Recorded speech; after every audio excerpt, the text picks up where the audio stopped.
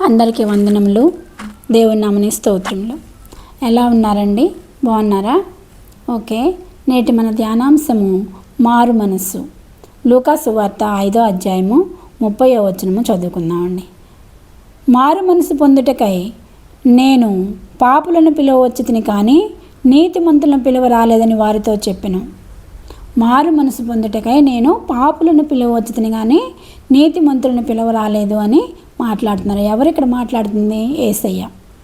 యేసయ్య మాట్లాడుతున్నాడు. పాపులను పిలవడానికి యేసయ్య భూలోకంలోకి వచ్చి ఉన్నాడు. పాపులు మారు మనసు అంటే ఏంటో చూద్దాం ఫస్ట్. తర్వాత పాపం అంటే ఏంటో తర్వాత చూద్దాము. ముందు మారు మనసు అంటే ఏంటో చూద్దాం. మారు మనసునకు అర్థము హృదయంలోనూ మనసులోనూ వచ్చే మార్పు అయి ఉంటుంది. హృదయంలోనూ మనసులోనూ వచ్చే మార్పుని మారు మనసు అంటారు. మరియు అంతరంగంలో వచ్చిన మార్పు బయట అనుదిన జీవితంలో కనిపిస్తుంది. మన హృదయంలోనూ మన మనసులోనూ వచ్చిన మార్పు దాన్ని మారు మనసు అంటారు.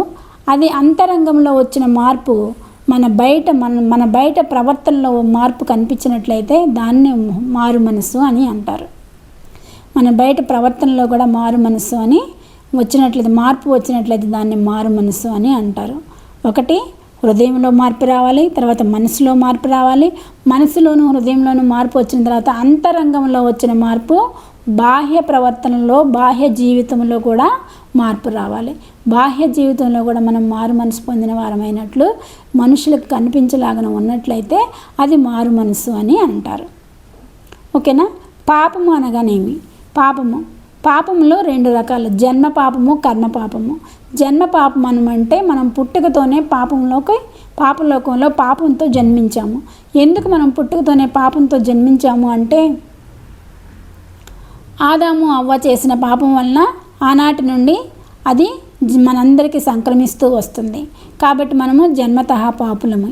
కర్మ పాపము అంటే మనకు తెలిసి తెలియక చేసిన పాపాలని కర్మ పాపము అంటాము. కాబట్టి జన్మ పాపము, కర్మ పాపము కలిగిన జీవితాలు కలిగిన మనల్ని రక్షించడానికి యేసయ్య పరలోకం నుండి భూలోకంలోకి మనుష్య రూపంలో రావటం జరిగిందండి.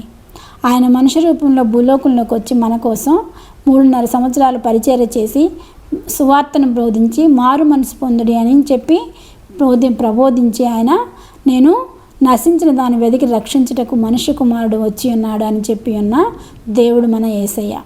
కాబట్టి మనల్ని రక్షించడానికి ఆయన భూలోకంలోకి వచ్చాడు. మీరు మారు మనసు పొందిన యెడల మీరందరూ అలాగే నశింతురు. మారు మనసు పొందకపోతే మనం నశిస్తాము అని చెప్పి ఆయన చెప్పడం జరిగింది. తర్వాత ఆ అజ్ఞాన కాలంలో దేవుడు సూచి చూడనట్లుగా ఉండెను. ఇప్పుడైతే అంతటా అందరూ మారు మనసు పొందవలనని ఆజ్ఞాపించుచున్నాడు. ఇంకా యేసయ్య ఏం చెప్తున్నారు?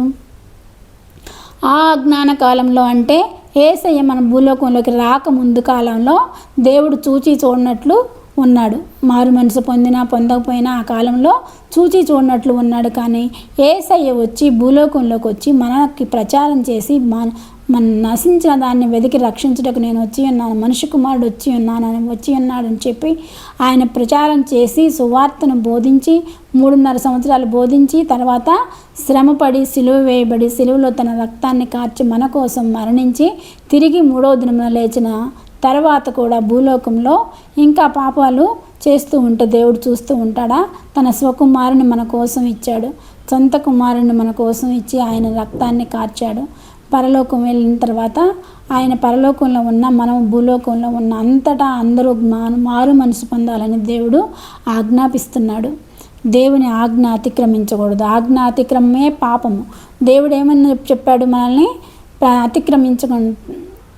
మారు మనసు పొందమని చెప్పుచున్నాడు. కాబట్టి మనం కూడా మారు మనసు పొందవలసిన వారమై ఉన్నాం. మారు మనసు పొందిన తర్వాత మన ప్రవర్తనలో మార్పు రావాలి.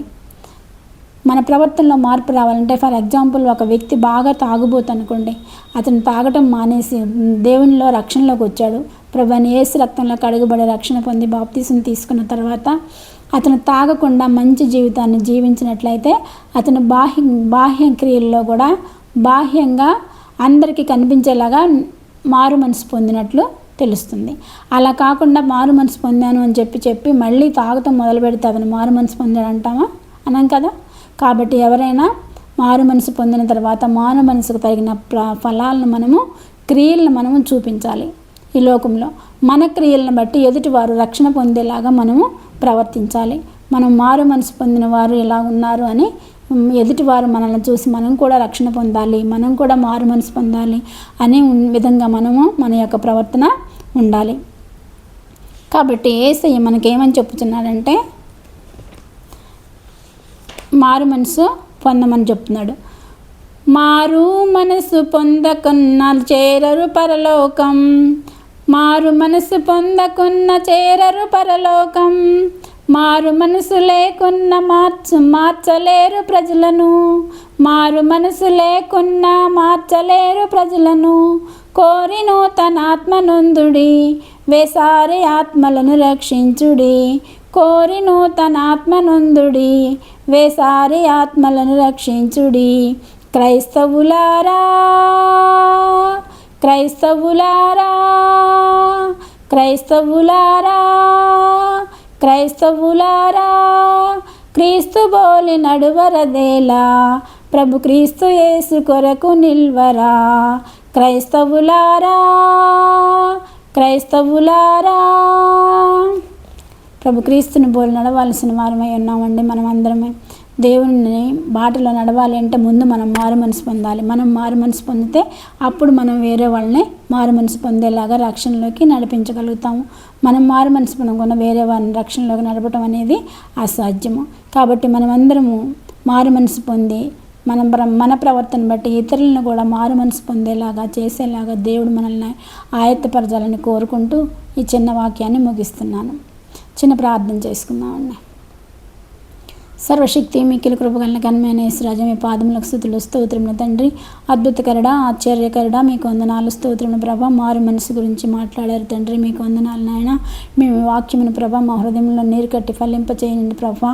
అయా వాక్యానుసారంగా జీవించే భాగ్యం మా అందరికీ అనుగ్రహించండి తండ్రి. అయా మారు మనసుకు తగిలిన ఫలాలను మేము ఫలించినట్లుగా సహాయం చేయమని మా ప్రభును ప్రియకుమారుడైన యేసుక్రీస్తు నామమున అడుగుచున్నాను తండ్రి. ఆమెన్.